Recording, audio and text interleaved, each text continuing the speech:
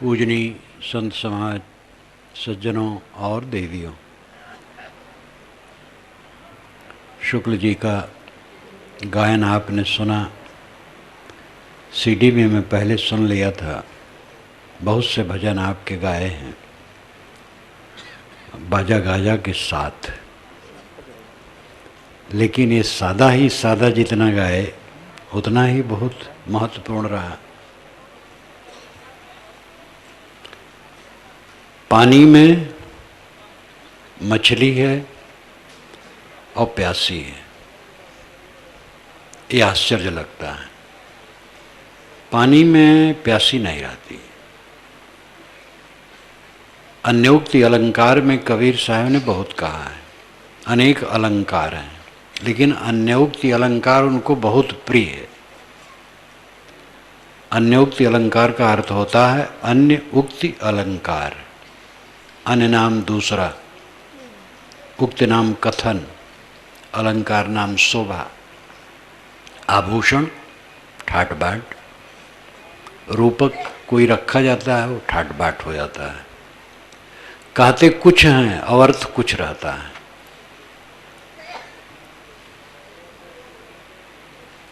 Mean और पानी शब्द साहब कहते हैं और अर्थ है परमात्मा और आत्मा। आत्मा सदैव परमात्मा में है, लेकिन परमात्मा के लिए वो प्यासा है। तो कहने में द्वैत लगता है कि आत्मा अलग है, परमात्मा अलग है। अलग नहीं है, खुद परमात्मा है, समझता नहीं। अगर आदमी तृप्त काम हो जाए तो क्या चाहिए? मन में पूरा संतोष हो जाए, कुछ नहीं चाहिए, तो परमात्मा की क्या जरूरत है? फिर मोक्ष की क्या जरूरत है? स्वर्ग की क्या जरूरत है? अगर कुछ नहीं चाहिए, किसी की जरूरत नहीं। और कुछ नहीं चाहिए की स्थिति में जब साधक पहुंच जाता है, उसी को कहा जाता है परमात्मा मिल गया, मोक्ष मिल गया, स्वर्ग मिल गया। एक स्वर्ग तो पौराणिकों का है जो नरक है, स्त्री पुरुष का आलिंगन का सारा श्रृंगार है उसमें, जिसको दुनिया भोग रही है और रो रही है, बस उसका उत्कर्ष रूप दिया गया है। यहां जवानी छीड़ हो जाती है, वहां जवानी छीड़ नहीं होगी। भारतीय परंपरा का स्वर्ग ऐसा है कि लाखों बरस उसमें जीव रह करके आनंद भोगेगा, जवान जवान रहेगा लाखों बरस तक। लेकिन भारत के बाहर जो स्वर्ग की कल्पना की गई है, दूसरे लोग किए हैं, वहाँ तो जब यहाँ से जाएगा तो 30 वर्ष की उम्र में वो रहेगा सदा। जैसे 30 वर्ष का जवान होता वैसे सदा रहेगा और खूब भोग भोगेगा। वेद में लिखा है, जहाँ स्वर्ग की बात आई है, कि आदमी निरंतर भोग भोगेगा, लेकिन उसको एड्स की बीमारी नहीं होगी। एड्स शब्द नहीं है, लक्षण सब है। ये मैंने वेद में लिखा है, मूल में है, तब लिखा है।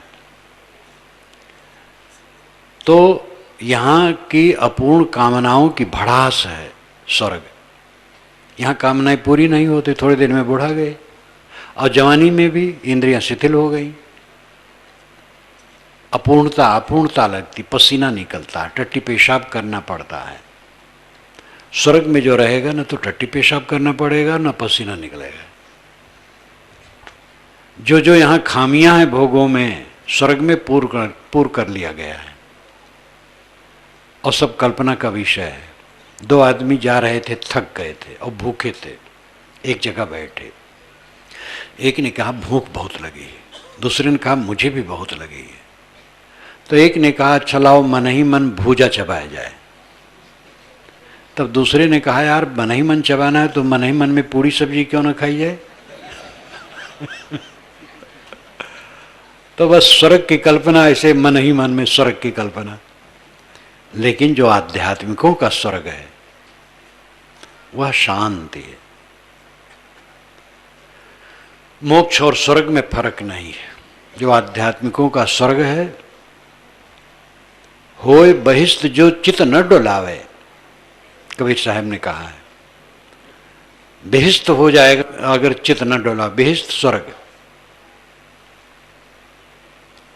मुसलमान भाई बेहिस्त कहते हैं, हिंदू स्वर्ग कहते हैं, तो साहब उसी भाषा में कहते होए बेहिस्त जो चित न डोलावे। अगर चित चंचल न हो तो बेहिस्त हो गया, स्वर्ग हो गया। ये आध्यात्मिकों का स्वर्ग है। संत लाओत्जे ने कहा है कि जो स्वर्ग चाहता है वो कला नहीं करता है, जो स्वर्ग में रहता है वो कला नहीं करता है, और जो कलह करता है उसको स्वर्ग नहीं मिलता है। कलह मन का क्लेश है, मन का विकार है। स्वर्ग, मोक्ष, परमात्मा ये शब्द हैं। ये सभी शब्दों का अर्थ एक है, आत्मा को समझ लेना और आत्म शांति पा जाना। मैंने दोपहर में कहा था, नर हरि लाग दो विकार बिन ईंधन, मिले न बुझावन हारा, मैं जानो तो ही से व्यापे जरत सकल संसारा, पानी माहि पषाण को अंकुर, जरत बुझावे पानी, एक न जरे जरे नो नारी, युक्ति न काहू जानी, शहर जरे पहरू सुख सोए, कहे कुशल घर मेरा, पुरिया जरे वस्तु निज उबरे, बिकल राम रंग तेरा, कुब्जा पुरुष गले एक लागा, पूजिन मन की श्रद्धा, करत विचार जन्म गो खीसे, ईतन रहत असाधा, जान बूझ जो कपट करतु है, तेहि असमंद न कोई, काहीं कबीर तेहि मूढ़ को भला कवन विधि होई। 3 पंक्तियों पर मैं दोपहर में बोला था। नर हरि लाग, अय मनुष्य तू हरि में लग। नर उसे कहना चाहिए जो न रमण करे, नर न रमण करे, विषयों में, भोगों में, दुनिया में न रमण करे, दुनिया में मोह न करे, वो नर है। अय नर तू हरि में लग। हरि जो विकारों को हरे वो सदगुरु है, सदगुरु की शरण में लग। अवंततः आपका आत्मा हरि है, आत्मलीन हो। दो विकार बिन ईंधन, लेकिन तेरे अंदर में तो ईंधन के बिना विकारों की आग लगी है, दावाग्नि लगी है। तो हरदम मानसिक क्लेश में जलता है, क्रोध, काम, लोभ, द्वेष, ईर्षा, चिंता, उद्वेग, प्रतिक्रिया प्रतिक्रिया प्रतिक्रिया। मैं जानो तो ही से व्यापे जरत सकल संसारा। दिन में इस पर विस्तार से कहा था, इसलिए संक्षेप में कह रहा हूं। मैं जानता हूं ये तेरी आग तेरी लगाई है, तेरी बेवकूफ़ी का परिणाम है जो चित्त में जल रहा है। अहंकार करता है, तमाम कामनाएं करता है, इसलिए तेरा चित्त जलता है। अहंकार छोड़ दे, कामनाएं छोड़ दे, चित्त की जलन खत्म हो जाएगी। भगवान की माया हमें भटकाती है, बहुत गलत धारणा है। भगवान कोई दुर्जन नहीं होता है। अगर आपके मोहल्ले और गांव में एक आदमी हो जो कटही कुतिया पाले हो और सब पर दौड़ा दे, सबको कटवाए, तो उस आदमी को आप लोग मिल करके समझाएंगे। नहीं मानेगा तो थाने में जाएंगे। और ईश्वर आज तक अपनी माया दौड़ा दौड़ा करके आपको कटवा रहा है। अब आप उसके लिए थाने में भी नहीं गए कि थानेदार से कहें कि महाराज ईश्वर से या तो पकड़ो ईश्वर को और बंद करो, या तो मिलो तो बताओ अपनी कटही कुतिया न दौड़ाए। ईश्वर का लोग मजाक करते हैं। ईश्वर की माया आपको नचा रही। ईश्वर क्या दुर्जन है? आपकी माया आपको नचा रही। एक युवक एक युवती से मोह करने लगा, नाजायज। ये किसकी माया है? ईश्वर की माया है कि युवक की माया है? आप तंबाकू खाने लगे, ईश्वर की माया है कि आपकी माया है? जितना गलत हम काम करते हैं वो हमारी माया, हमारा मोह है, ईश्वर की माया नहीं। लेकिन पंडित महात्मा गला फाड़ फाड़ करके कहते हैं भगवान की माया नचा रही है, भगवान की माया दुर्तया है, गरीयसी, प्रभु माया गरीयसी। ब्रह्मवादी लोग कहते हैं अनिर्वचनीय है। ब्रह्म की माया अनिर्वचनीय, उसका निर्वचन कथन नहीं किया जा सकता। ये सब बकवास है। न भगवान की माया है, न ईश्वर की माया, न ब्रह्म की माया है, आपकी माया है। आपकी माया आपको नचा रही है, अपनी माया को समझो। साहब ने कहा मन माया तो एक है, माया मन ही समाये, तीन लोग संशय परि मैं काहे कहूँ समझाए। मन और माया एक ही बात है, मन का मोह माया है। लेकिन तीन लोग पूरे संसार में ये भ्रम पड़ा है कि माया आकाश में है और ऊपर कूद पड़ती है। माया मन का मोह है। माया माया सबका है, माया लखे न कोय। जो मन से न उतरे माया कहिए सोए। कहीं मोह कर लो तो चित्त पर चढ़ा रहेगा, और वैर कर लो तो चित्त पर चढ़ा रहेगा। मोह वैर दोनों जिसने छोड़ दिया वो भवसागर से पार हो गया। और ये बिल्कुल छोड़ना सरल है। भोग की लालसा, सम्मान की लालसा छोड़ो। ये सम्मान और भोग की लालसा हमसे पाप करवाती है। मैं जानो तो ही से व्यापे जरत सकल संसारा। सारा संसार अपनी अपनी लगाई हुई आग में जल रहा है। पानी माही पषाण को रेखा, ठोकत उठे वे भूखा। पानी माहे अगिन को अंकुर, जरत बुझावे पानी। पानी में आग का अंश है, गर्म पानी में आग का अंश है, लेकिन वो गर्म पानी भी आग को बुझा देता है, क्योंकि पानी शीतल है।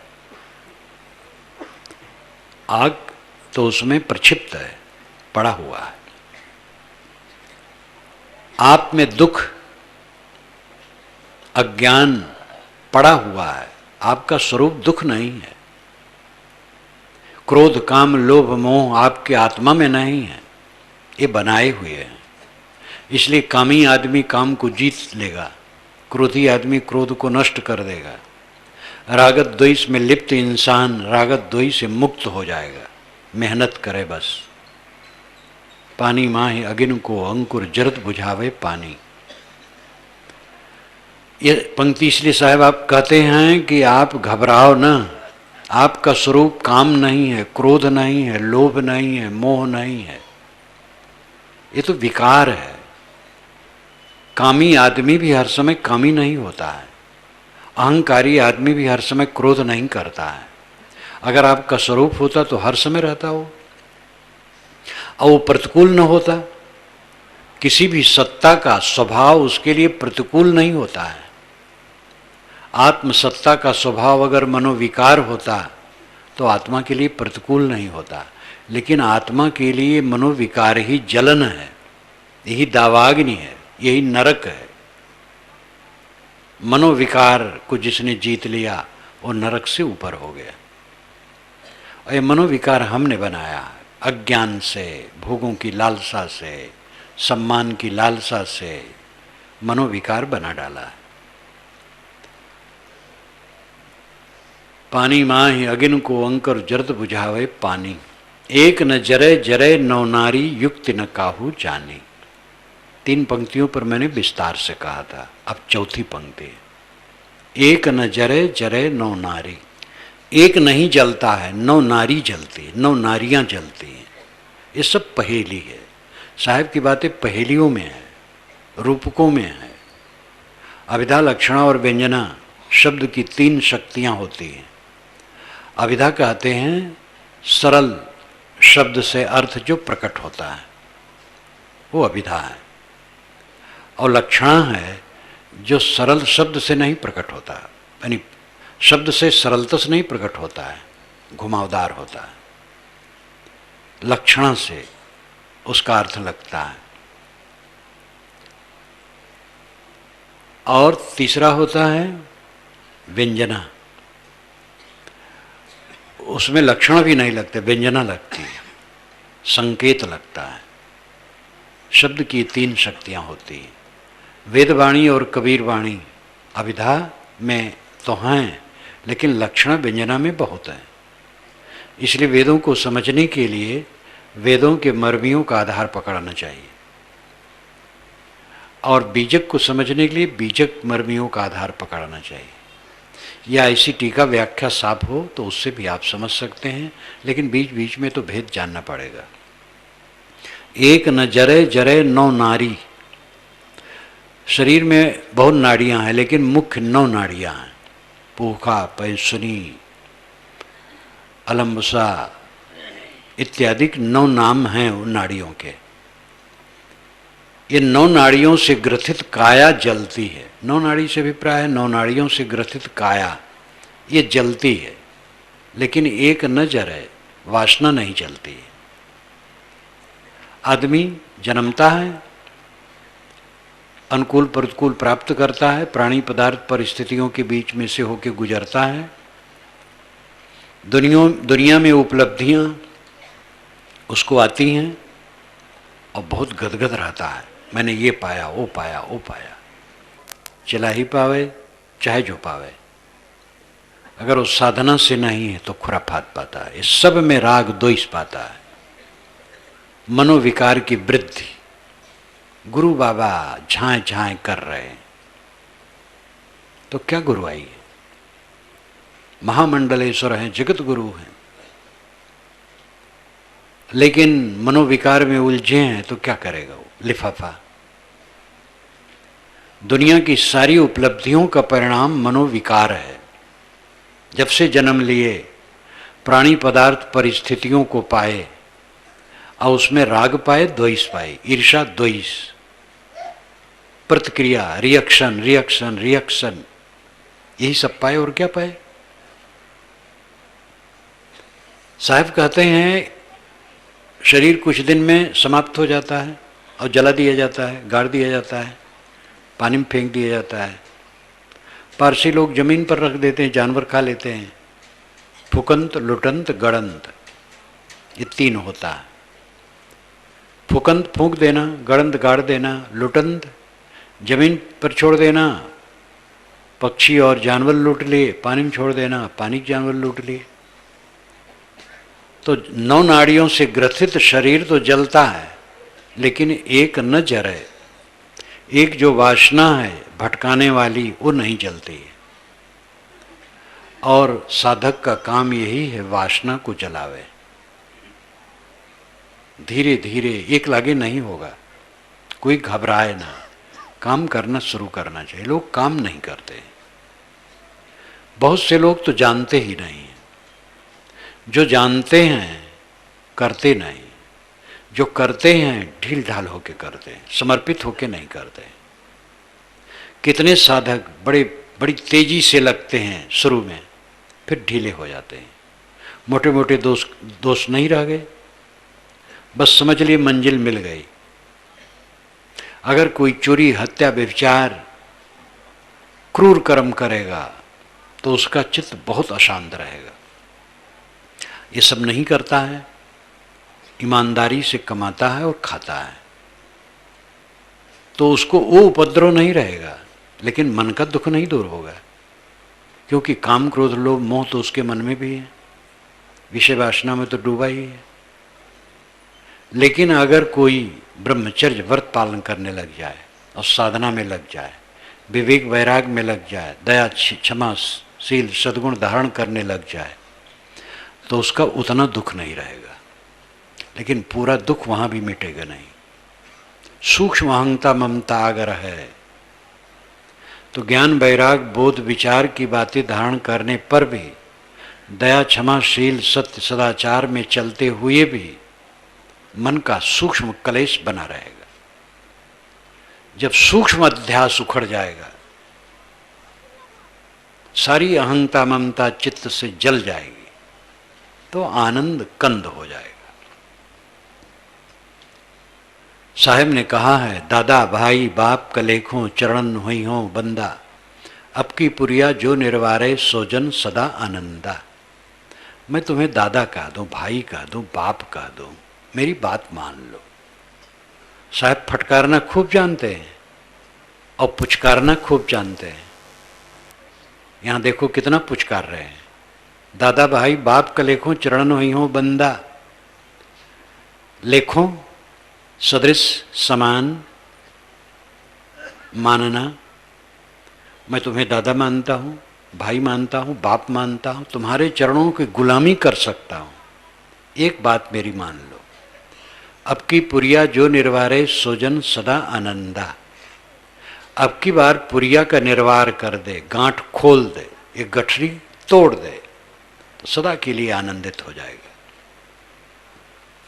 अब की बार ये मानव जीवन जो है, इसी में पुरिया का निर्वार कर दो, गांठ खोल दो। अहंकार की गांठ बधी है, देह मिट्टी का लौंदा है, टट्टी पेशाब की पोटली है, हड्डी की झोपड़ी है, विकारों का घर है, रोगों का घर है, उद्वेगों का घर है। शत्रु बाहर नहीं, इसी के अंदर शत्रु हैं, काम क्रोध लोभ मोह। ऐसे सघन शत्रुओं के बीच में रह रहे हो और होश नहीं है, बल्कि शत्रुओं के अनुकूल ही काम कर रहे हो, मनोविकार बढ़ा रहे हो। अपने को समझो, नहीं समझते। सामान्य सदाचार में संतुष्ट हो गए तो मानसिक दुख बिल्कुल मिटेगा नहीं। साहब कहते अब की पुरिया जो निर्वार है, अब की बार जो पूरी पुड़िया गठरी खोल दे, सदा आनंदित हो जाए। ये मन की गांठ, कॉम्प्लेक्सस, मनोवैज्ञानिक कहते हैं कॉम्प्लेक्सस, कॉम्प्लेक्स फ्री हो जाओ, मनोग्रंथ रहित हो जाओ, मानसिक ग्रंथ को तोड़ डालो। श्रुत वचन है, आहार शुद्धो सत्व शुद्धि, सत्व शुद्धो ध्रुवा स्मृति, अस्मृत लंबे सर्व ग्रंथि नाम विप्रमोक्ष। ये सनत कुमार ने नारद को लंबे उपदेश के बाद कहा है। आहार शुद्धो सत्व शुद्धि, आहार के शुद्ध होने पर सत्व शुद्ध होता है। आहार का अर्थ होता है जिसका हम आहरण करें। आहरण का अर्थ होता है खींचना, लेना, ग्रहण करना। मुख से जो खाते हैं मुख का आहार है, और कान से जो सुनते हैं कान का आहार है, और नाक से जो सूंघते हो नाक का आहार है, जीभ से चखते हो जीभ का आहार है, त्वचा से जो छूते हैं वो त्वचा का आहार है। इस प्रकार आँख, नाक, कान, जीभ, चाम, इन 5 ज्ञानेंद्रियों द्वारा जो हम ग्रहण करते हैं ये सब आहार हैं।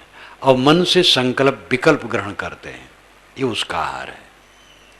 इन 6 आहारों का अगर हम शुद्धिकरण कर लें तो सत्व शुद्धि ही, सत्व कहते हैं अंतःकरण को, तो अंतःकरण शुद्ध हो जाएगा।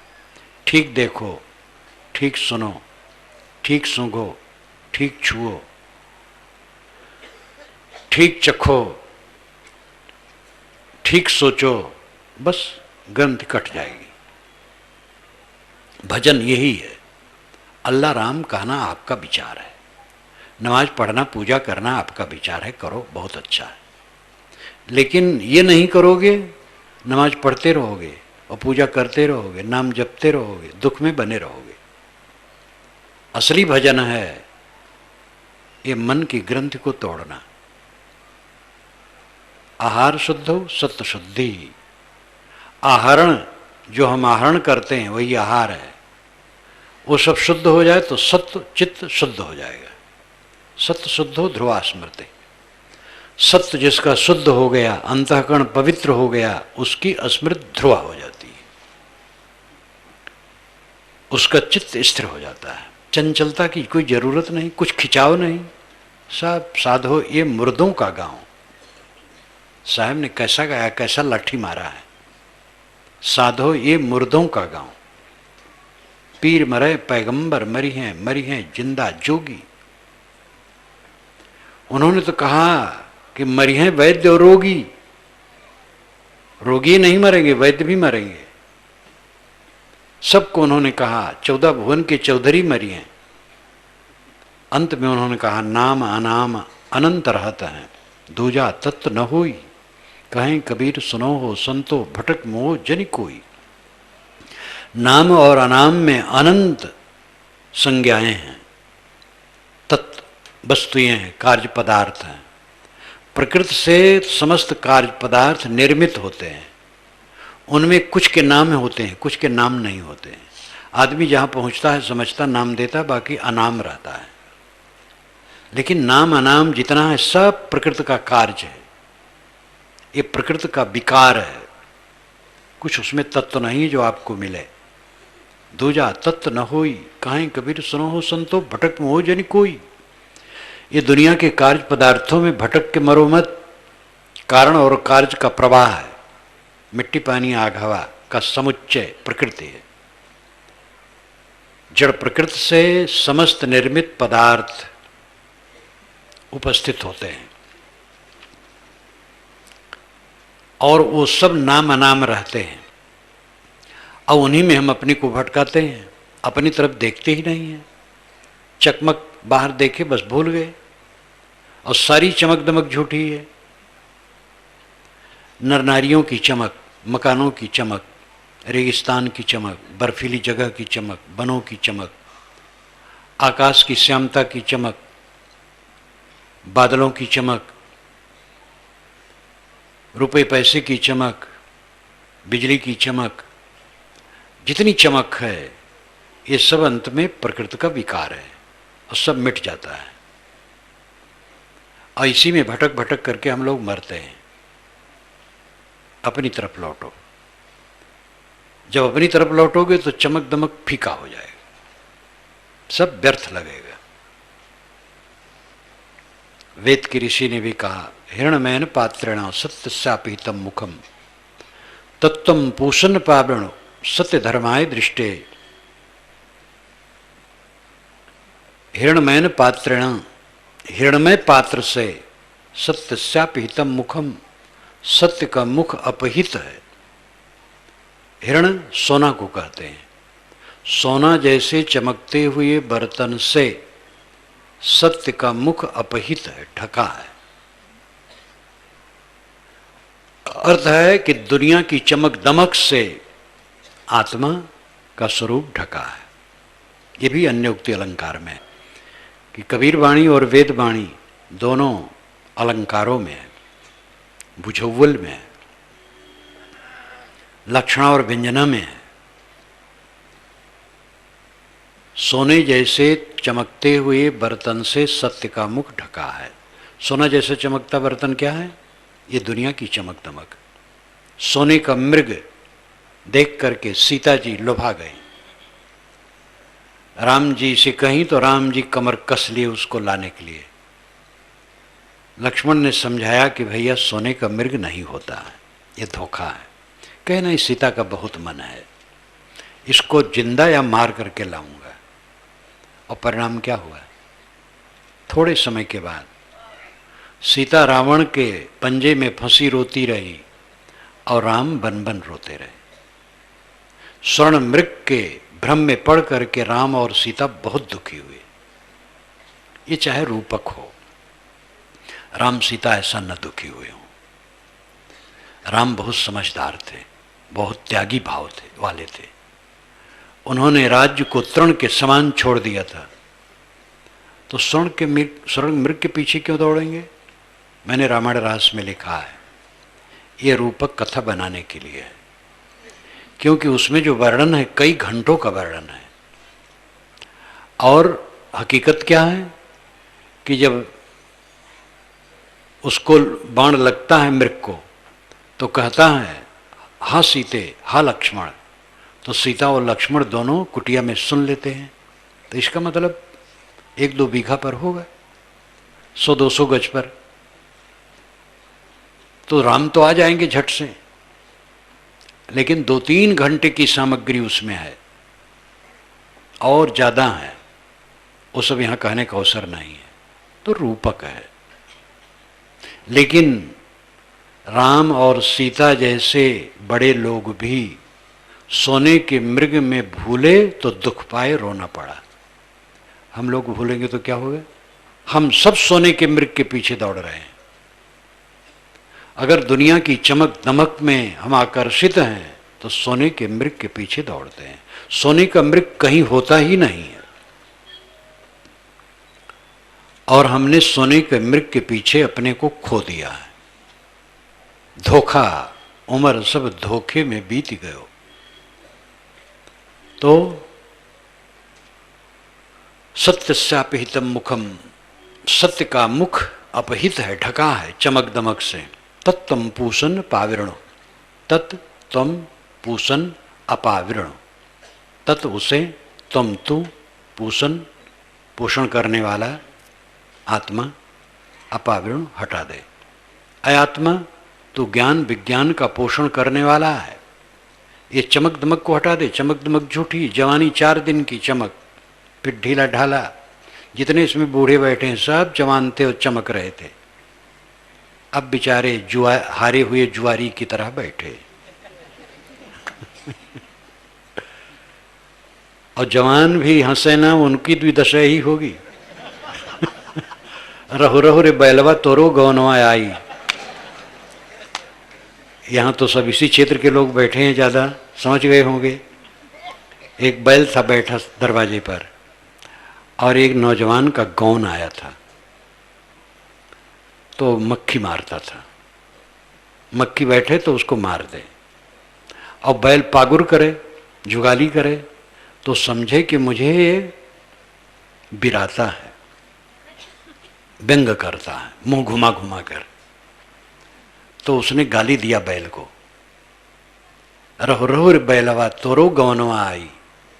जब तोर गौन आई तो तू भी मक्खी मारेगा। वो समझता था बैल का भी गौन आता होगा।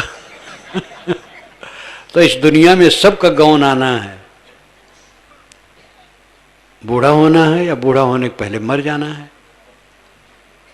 तत्तम पूषण पाविरणो, पूषण का अर्थ है सूर्य, वो सबका पोषक है।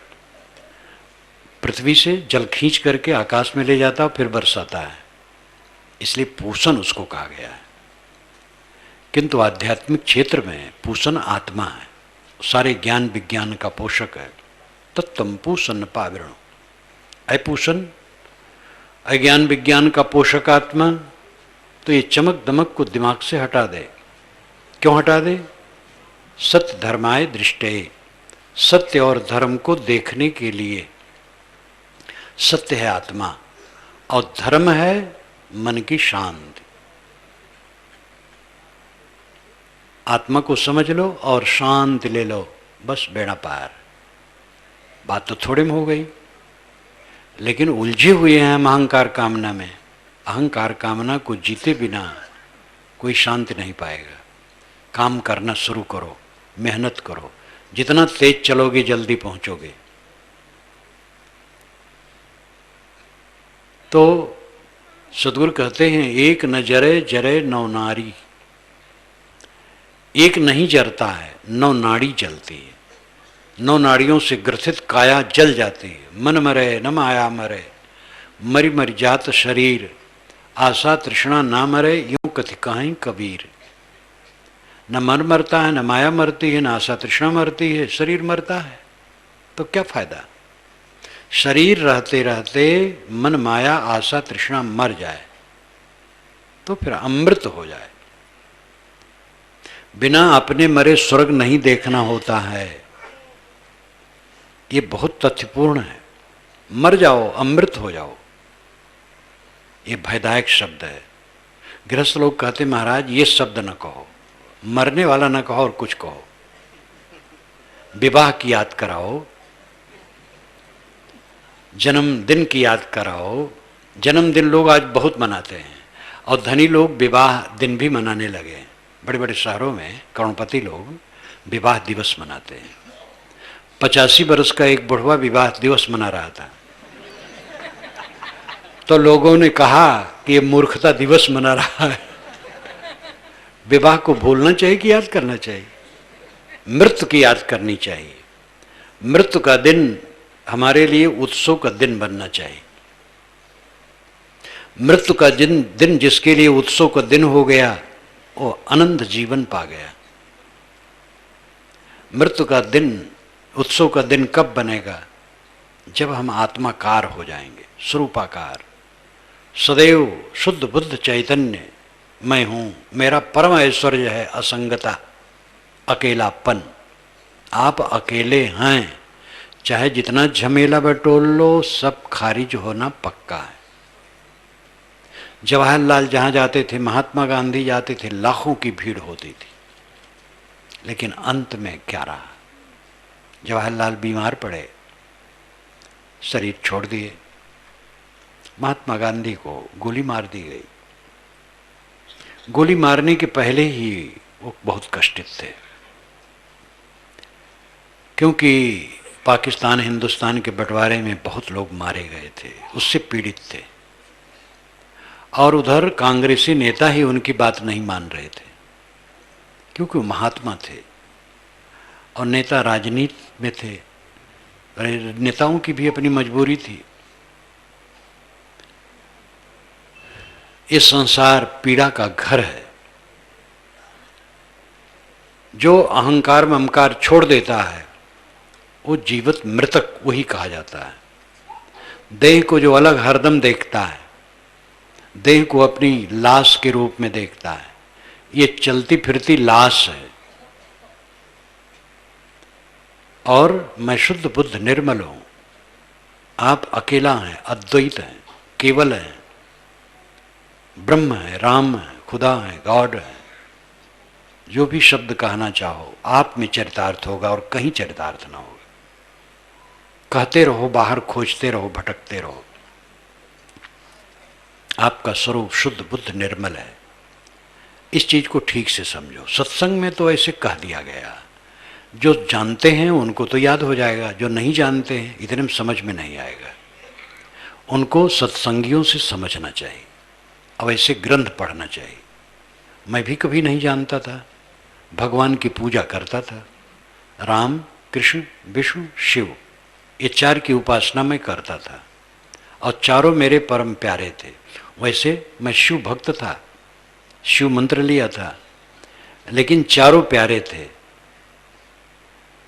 सहज रूप में मानता था कि मैं देह नहीं हूं, जीव हूं, आत्मा हूं। बोध नहीं था। पारखी संत मिले, सन 1950 की बात होगी। 50 से 51 के बीच में मुझे इसकी समझ हुई और धीरे धीरे समझ हुई। वैसे सारी बातें 3 महीने में हमारा समाधान हो गया। सगुण उपासक और भगवान के लिए अकेले में रोना, जप करना, ओम नमः शिवाय और गायत्री मंत्र और राम नाम मंत्र और ओम नमो भगवते वासुदेवाय मंत्र। मैं सुमरनी पर जपता था और बड़ी माला पर जपता था। जपते जपते मेरी उंगलियों में गट्ठे जैसे हो गए थे। उस उम्र में 18 बरस की उम्र में तो कबीर साहब का बोध मिल गया। 18 बरस की उम्र के पहले की बात मैं कहता हूँ। इतना अनुराग, रात दिन कहीं रहूँ, खेत में रहूँ, घर में रहूँ। किसान के घर में जन्मा था, गांव में, तो कहीं भी रहूँ अनुराग चढ़ा रहे। उसी बीच में पारखी संत मिले। पहले तो भक्त मिले। एक भक्त रहे, वो थवई का काम करे, कुछ टूट फूट बनाने आवे, पारखी रहे, लेकिन ज़्यादा बता नहीं पावे, व्यंग करे हमारे ऊपर। मैं चंदन, शव चंदन लगाऊं और एक हाथ लंबी चोटी मेरी रहे और गोखुर बराबर खूब भारी भरकम बांध के रखूं, तो व्यंग करे हमारे ऊपर कि अरे जब समझोगे सत्य तब पता लगे। कबीर साहब को समझो, तो हम कहें कबीर साहब क्या बताते हैं, तो बता नहीं पावे, लेकिन व्यंग करे मेरे ऊपर और उसका व्यंग मुझे अभी भी प्रिय लगता है। ऐसे व्यंग मिले मुझे और संत मिले, बताए, सदगुरु मिले, समझ हुई। आप भी रास्ते पर चलें, समझें। जीवन का लक्ष्य यही है, अपने को पहचानो। भारतीय परंपरा में जो अध्यात्म का तत्व बताया गया है, मूल रूप में आत्म तत्व को बताया गया है। परोक्ष उपासना पीछे की है। और अभारती संतों में भी अंत में वही सूफी संत यही कहते हैं। सूफी संत सदैव अपनी तरफ लौटने कहते हैं। तो एक न जरे जरे नौ नारी, 9 नाड़ियों से ग्रथित काया जलती है, लेकिन वासना नहीं जलती, इसलिए जीव फिर भटकता है। अगर दुनिया में वासना रही तो देह छूटने के बाद फिर दुनिया में आओगे। दुनिया की सारी वासनाएं जिसकी खत्म हो गई, तो देह में रहते रहते सब खत्म हो गई। तो मृत्यु का दिन उसके लिए उत्सव का दिन है, सारा दुख वहां खत्म है। जीवन मुक्तों को भी जब तक देह है तब तक ठंडी गर्मी, भूख प्यास, अनुकूल प्रतिकूल शरीर का प्रपंच ढोलना पड़ता है। लेकिन जब देह भी छूट गई तो सब क्लेश खत्म हो गया। जीवन मुक्त के लिए शरीर केवल बोझ रूप है, कोई जरूरत नहीं। लेकिन ठीक है, जब तक है चलता है। मृत्यु का दिन तो सारे दुखों का अंत है। मानसिक दुख पहले खत्म हो गया है, अब देह का प्रपंच है, छूट जाए अनंत शांत। वो अनंत को देखता है, मोक्ष अनंत है, वो कभी बिछुड़ने वाला नहीं है। अनंत मोक्ष को देखो तो मृत्यु प्रिय लगेगी, और उस दरवाजे से निकलना है, बच नहीं सकते। दूसरा दाएं बाएं कोई दरवाजा नहीं है, मृत्यु के दरवाजे से निकलना है। और पहले मोह छोड़ दो तो कितना आनंद है। नहीं छोड़ोगे तो फिर बंध के आओगे। इसलिए काम करो। एक न जरे जरे नौनारी युक्ति न काहू जानी, शहर जरे पहरू सुख सोए कहे कुशल घर मेरा। शहर जल रहा है और पहरेदार सुख से सोते हैं। पहरेदारों से कोई कहता है नगर में आग लगी है, पहरेदार कहते नहीं, कुशल है, सब मंगल है, कोई परेशानी नहीं। ये व्यंग है साधकों पर। साधक हैं, भक्त हैं, साधु हैं, महात्मा हैं, गुरु हैं, लेकिन मानसिक क्लेश में दुखी हैं। तो शहर तो जल रहा है, हृदय शहर में आग लगी है। कहते नहीं सब कुशल मंगल है, एक दूसरे से मिलते हैं, कहते भैया राम राम राम राम, कुशल मंगल, खूब चकाचक है। और क्या कहें बेचारे, कहना पड़ता है। चकाचक कहाँ है? अगर मन में विकार है तो चकाचक कहाँ है? मन में ईर्ष्या है, द्वेष है, क्लेश है, क्रोध मोह लोभ है, तो चकाचक कहाँ है? जब मन निर्मल हो तब चकाचक है। निर्मल मन जीवन की परम उपलब्धि है। शहर जरे पहरू सुख सोए कहे कुशल घर मेरा। हृदय रूपी शहर में मनोविकारों की आग लगी है और सब जीव जल रहे हैं। लेकिन साधक कहते हैं कि हमारा घर कुशल मंगल है, साधना चल रही है। ऊपर ऊपर मोटी मोटी साधना थोड़ा कर लिए, मोटे दोष नहीं है, इतने में वो कृतार्थता मानते हैं। अंदर झांक करके देखते नहीं। पुरिया जरे बस्त निज उबरे बिकल राम रंग तेरा। साहब कहते पुरिया जरे तो बस्त निज उबरे। यहां भी वही पहेली है। पुरिया कहते गठरी को। एक गठरी रखी है, कहने वाला कहता है इस गठरी में आग लगा दो, ये गठरी अगर जल जाएगी तो इसके अंदर रखी हुई वस्तु बच जाएगी। अब अगर आग नहीं लगाई गई तो वस्तु बचेगी नहीं। ये कितनी उल्टवासी है। आपको बकवास लगेगी, बकवास, कबीर बकवास करते हैं, लेकिन कबीर बकवास नहीं करते हैं। सुनने में उल्टवासी है, समझने में सरल है, समझ जाए तो। पुरिया गांठ, अहंकार की गांठ है। अगर अहंकार की गांठ जल जाए तो निज वस्तु उभर जाए, आत्मा का उद्धार हो जाए। हम अहंकार की गांठ में फंसे हुए हैं। कहा जाता है एक कलाकार था, मूर्ति बनाता था, बेचता था, वही उसका पेशा था, और 90 वर्ष का हो गया था। तो उसने सोचा कि अब तो मरना है, मौत आ जाएगी, तो अपनी शक्ल में उसने 100 मूर्तियां बना ली। और मूर्तिकार था तो इसलिए वैसा हाल बनाया था बड़ा सा, जिससे मूर्ति उसमें रखे और लोग आएँ पसंद करके ले जाएं। तो मूर्तियां अपनी शक्ल में उसने 100 मूर्तियां बना करके खड़ी कर दी। मौत आई तो जा करके उसी में खड़ा हो गया। अब मौत को बड़ी परेशानी, एक ही शक्ल में 100, मौत लौट गई यमराज के पास। कही महाराज वो तो 100 खड़े हैं, किसको मैं लाऊं? तो यमराज ने मौत के कान में कुछ जुक्ति बता दी, तो मौत चली अपने शागिर्दों को लेकर। फिर कलाकार उसी में खड़ा हो गया। मौत घूमते घूमते मौत ने कहा, वाह ऐसी कलाकारी, इतना सुंदर मूर्तियां हैं, तो मालूम होता जैसे बोल देंगी। तो उसके एक शागिर्द ने कहा, हुजूर लेकिन इसमें एक बहुत बड़ी खामी है। कलाकार ने कहा, क्या खामी है? कहा, पकड़ो पकड़ो, यही है यही है। कलाकार को अहंकार जग गया। अहंकार को कुरेदने के लिए यमराज ने बताया था मौत को कि इस ढंग से करना। हमारा अहंकार हमें पकड़ा देता है। किस चीज का अहंकार है? जब शरीर अपना नहीं है तो पद अपना है, धन अपना है, मकान अपना है, जमीन अपनी है, रुपए पैसे अपने हैं। धीरू भाई अंबानी ने खूब मोबाइल का प्रचार किया, लेकिन मरते समय एक मोबाइल भी नहीं ले जा सके।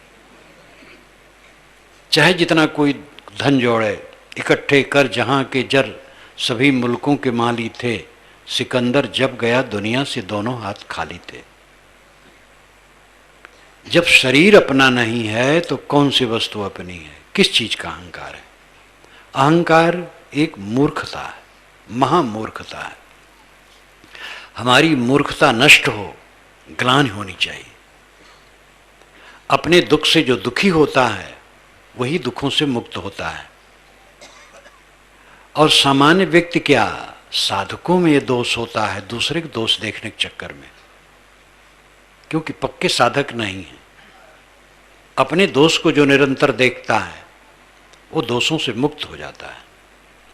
अगर रास्ते में सांप दिखाई दिया तो उस पर हम पैर कैसे रखेंगे? हट जाएंगे। टट्टी दिखाई दी तो हम हट जाएंगे। अगर दोष अपना दिखाई दिया तो निश्चित ही हट जाएंगे। हम अपने दोष को प्रिय मानते हैं, इसीलिए उसमें फंसे हैं। शहर जरे पहरू सुख सोए, कहे कुशल घर मेरा, पुरिया जरे वस्तु निज उबरे। साहब कहते हैं अहंकार की पुड़िया जल जाए तो निज वस्तु उबर जाए। विकल राम रंग तेरा, अय राम तेरा रंग विकल है। कबीर साहब इंसान को राम कहते हैं। उन्होंने कहा है, द्वारे तेरे राम जी मिलो कबीरा मोह, तै तो सब में मिल रहा मैं न मिलूंगा तो। अय इंसान, तेरे दरवाजे पर राम जी खड़े हैं और कहते हैं मिलो कबीरा मोह। अय कबीर, अय लोगों आकर के मुझसे मिलो। राम दरवाजे पर आ गए हैं और खड़े हैं और कहते हैं अय कबीर। कबीर वह अपना नाम सर्वनाम में कर देते हैं सभी लोग। अय लोगों, राम जी कहते हैं दरवाजे पर आकर के कि तुम लोग आकर के मुझसे मिलो। तो घर वाले ने कहा, महाराज साकेत लोग से इतनी दूर आ गए, अब 2 कदम कमरे में नहीं आ सकते हो? तब राम ने कहा, तै तो सब में मिल रहा मैं न मिलूंगा तो ही। तू तो सब में मिला हुआ है, मैं तेरे को नहीं मिलूंगा, अब जा रहा हूं। इतनी दूर से आया, साकेत लोग से इतनी दूर आ गया और तू 4 कदम नहीं आ रहा है, तो इसका मतलब है जो जीव झांक न उपजे, कहा पुकार कबीर। अगर जीव में झांकी प्रेम नहीं उत्पन्न होती तो पुकारने से क्या होगा? तो राम जी चले गए। ये रूपक है, अभिप्राय है। तुम्हारे द्वार पर राम जी खड़े हैं और कहते हैं मिलो, लेकिन आप मिलना नहीं चाहते खुद। राम आपका आत्मा है और उससे नहीं मिलना चाहते हैं, और जो गंदी चीजें उससे मिलना चाहते, तमाकू से मिलना चाहते, बीड़ी से, सिगरेट से, शराब से, अंडा से, मांस से, कलह से, राग द्वेष से, लड़ाई झगड़ा से, बेईमानी बदमाशी से मिलना चाहते हैं। राम से नहीं मिलना चाहते हैं। और राम आपके दरवाजे पर खड़ा है, वो आपका आत्मा है। कथन सदैव द्वैत में होता है, इसीलिए भ्रम होता है। लेकिन मर्मी लोग जानते हैं कि कथन को कोई पकड़ेगा तो नहीं समझ पाएगा, कथन से इशारा समझना चाहिए। राम जी सबके दरवाजे पर खड़े हैं, लेकिन राम जी कहते हैं तय तो सब में मिल रहा है, तो सब में मिला है। पत्नी में मिला है, पति में मिली है, बच्चे में मिला है, धन में मिला है, राग में मिला है, द्वेष में मिला है, घर द्वार में मिला है।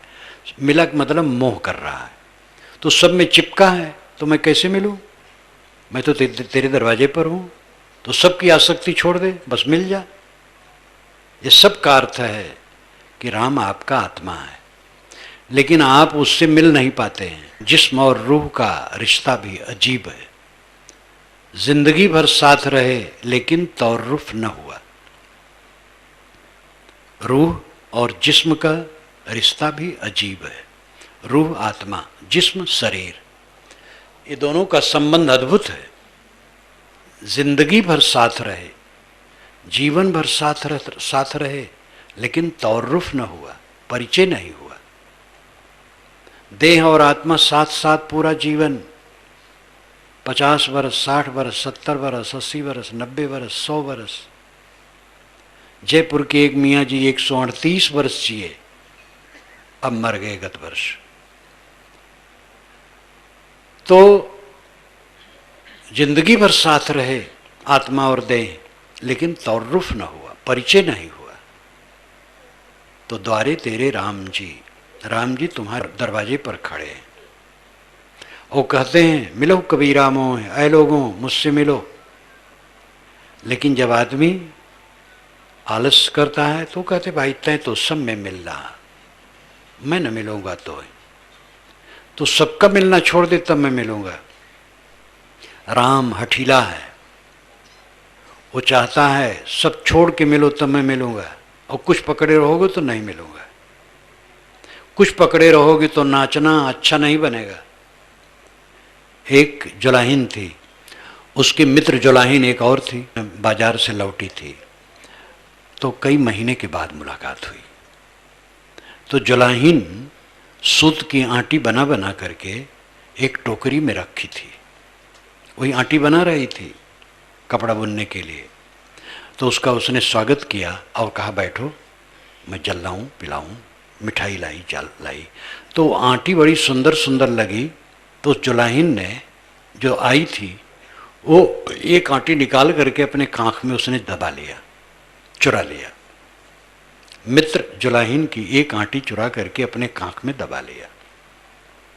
जो मिठाई पानी लेकर के आई देखी तो उसको लगा कि मेरी एक आटी चुरा गई, और इसी ही इसने लिया होगा और कोई नहीं। लेकिन अब सखी से कैसे कहे?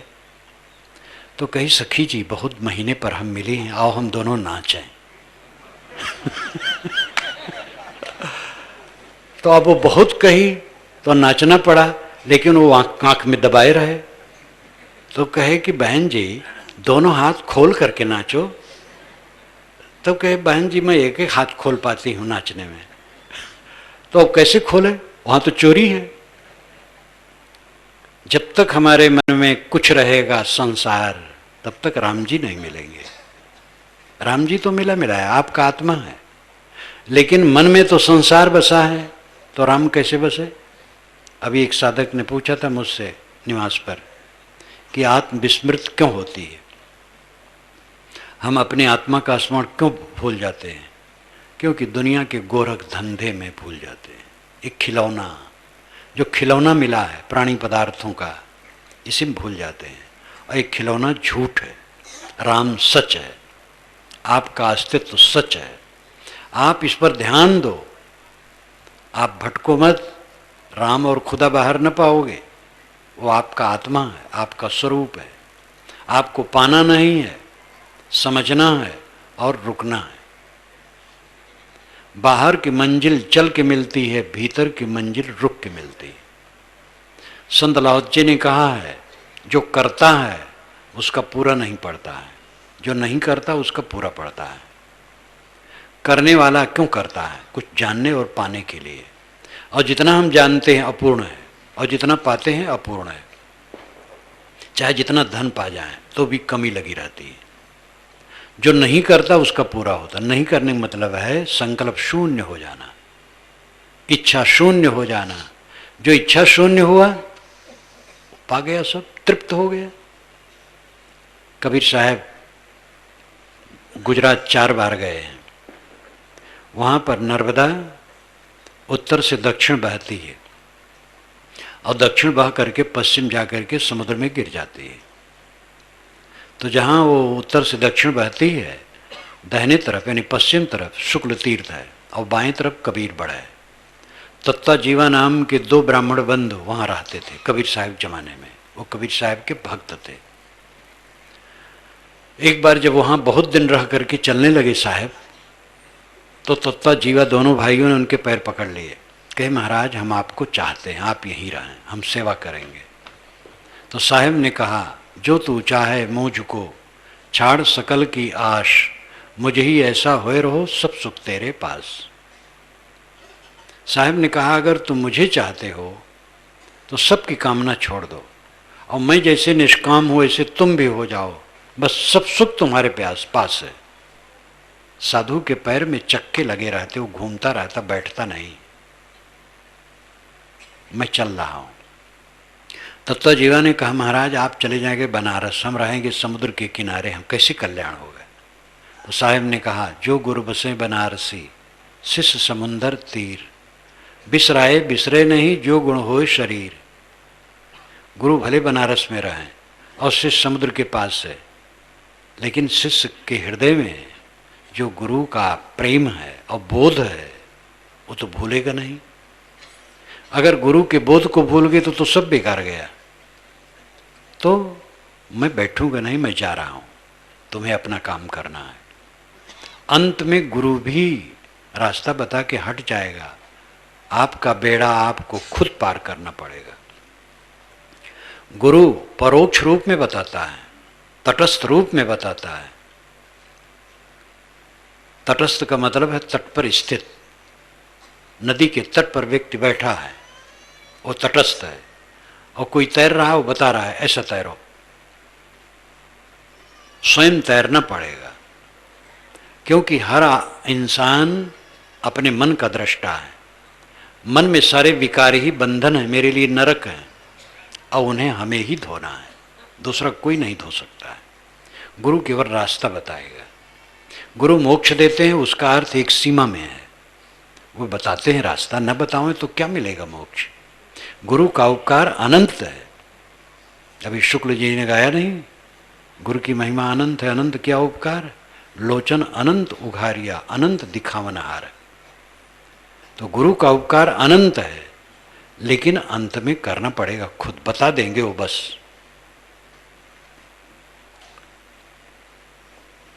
शहर जरे पहरू सुख सोए, कहे कुशल घर मेरा, पुरिया जरे बस्त निजुबरे, बिकर राम रंग तेरा। ऐ राम तेरा रंग विकल है, तू राम है ब्रह्म है, लेकिन तू विकल है। रंग नाम भाव, विकल नाम अशांत। कल कहते हैं कोमलता को, पक्षी कलरव कर रहे हैं, मधुर ध्वनि कर रहे हैं। कल मधुरता, मिठास, विकल कड़वाहटपन, पीड़ा, संताप। विकल राम रंग तेरा, ऐ राम तेरा भाव विकल है, क्योंकि दुनिया में आसक्त है, झूठी चीजों में आसक्त है। जितना हम दुख मानते हैं केवल झूठ का सब मामला रहता और कुछ नहीं। विकल राम रंग तेजा, कुब्जा पुरुष गलेक लागा, पूजिन मन की श्रद्धा, करत विचार जन्म गो खीसे, ईतन रहत असादा। सगुण उपासकों और परोक्ष उपासकों पर व्यंग करते हुए साहब कहते हैं, कुब्जा पुरुष गले एक लागा, पूजिन मन की श्रद्धा। कुब्जा पुरुष नपुंसक पुरुष। कुब्जा कहते हैं जिसके पीठ में कुब्बड़ हो, और कुब्जा कहते हैं नपुंसक को। यहां नपुंसक अर्थ है। कुब्जा पुरुष गले एक लागा, पूजिन मन की श्रद्धा। एक युवती का पति नपुंसक है, तो उस युवती को संतोष उससे नहीं हो सकता है।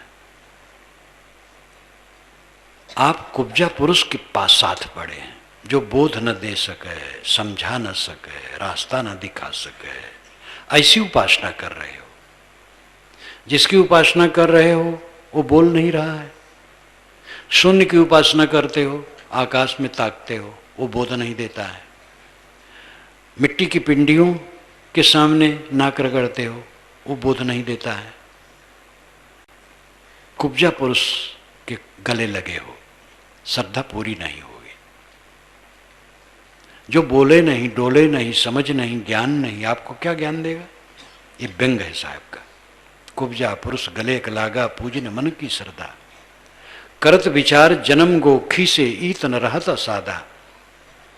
विचार करते करते जन्म घिस गया। साधना करूंगा, मोक्ष लूंगा, शांति लूंगा, परमानंद प्राप्त करूंगा, भगवत प्राप्ति करूंगा। विचार करते करते जन्म घिस गया और ईत न रहत असाधा, ये शरीर असाध रह गया। वैसे क्रोध, वैसे काम, वैसे लोभ, वैसे मोह, वैसे ईर्षा, वैसे चिंता, वैसे प्रतिक्रिया, वैसे मन का द्वंद्व, निरांत शांत अमृत अगाध अमृत में स्थित होना केवल शब्द में रह गया। ईत न रहत असाधा, जान बूझ जो कपट करत हैं ते संबंध न कोई, कहीं कबीर ते मूढ़ को भला कवन विधि होई। जो जानबूझ करके कपट करता उसके समान मंद कौन होगा? ऐसे मूर्ख आदमी का कल्याण कैसे होगा? हम लोग जानबूझ करके कर रहे हैं, जो धोखा खा रहे हैं। कब तक धोखा खाएंगे? कब तक आपका यहां आकर रहना है? आज काल दिन कैक में स्थिर नाहि शरीर, कहीं कबीर कस राखी हो कांचे बासन नीर। आज कल या कुछ दिनों में ये शरीर स्थिर नहीं, जाने वाला है। कांचे मिट्टी के बर्तन में, मिट्टी के कच्चे बर्तन में पानी कब तक भरे रखोगे? 10 द्वारे पिंजरा तामे पंछी पौन, रहबे को आश्चर्य है जात अचंभो कौन। रहबे को रहने में आश्चर्य है, उड़ गया तो क्या पता क्या उसमें आश्चर्य है? जब 10 दरवाजा खुले हैं और 10 दरवाजा खुले पिंजड़े में पक्षी बैठा, यही आश्चर्य है। उड़ जाए तो क्या आश्चर्य है? इस टूटे शरीर को कब छोड़ करके हंस चला जाएगा कुछ पता नहीं। इसलिए सारा प्रमाद छोड़ करके सेवा, भक्ति, सत्संग, साधना में लगो। सतगुरु कबीर कहते हैं, नर हरि लाग, अय मनुष्य हरि में लग। हरि बाहर का हरि सदगुरु है, उसकी शरण में लग। विराट रूप में हरि ये प्राणियों का समूह है, इसको भगवत स्वरूप समझ, सबके साथ विनम्रता का बर्ताव कर। हिंदू, मुसलमान, ब्राह्मण, शूद्र कुछ नहीं, मानव मात्र से प्रेम और प्राणी मात्र पर करुणा, मानव के अलावा भी प्राणियों पर करुणा, ये विराट पुरुष भगवान है। अवंत में अपने आत्मा में लगो। नर हरि लाग दो विकार बिन ईंधन, मिले न बुझावन हारा, मैं जानो तो ही से व्यापे जरत सकल संसारा। पानी माह पषाण को, पानी माह अगिन को अंकुर जरत बुझावे पानी। एक न जरे जरे नौ नारी, युक्त न काहू जानी। शहर जरे पहरू सुख सोए, कहे कुशल घर मेरा। पुरिया जरे बस्त निजुबरे, बिकल राम रंग तेरा। कुब्जा पुरुष गले क लागा, पूजिन मन की श्रद्धा। करत विचार जन्म गोखी से, ईत न रहत असादा। जान बूझ जो कपट करतु है, तेह संबंध न कोई। काहे कबीर ते मूढ़ को भला कवन विधि हुई। इस पूरे विस्तृत शब्द में सार यही है कि आप इस अपनी अंदर की दावाग्नि को बुझाओ। आप शुद्ध स्वरूप हो, आप कामी हो, क्रोधी हो, लोभी हो, मोही हो जरूर, लेकिन स्वरूपता नहीं हो, भ्रम से हो। आपका स्वरूप काम, क्रोध, लोभ, मोह से बिल्कुल परे, निर्मल है। आप भूल करते हो, उसको जीत सकते हो। जीतो, भक्ति, सत्संग, सेवा, साधना में लगो, जीतो और कल्याण करो। मैं अपनी वाणी को विराम देता हूँ।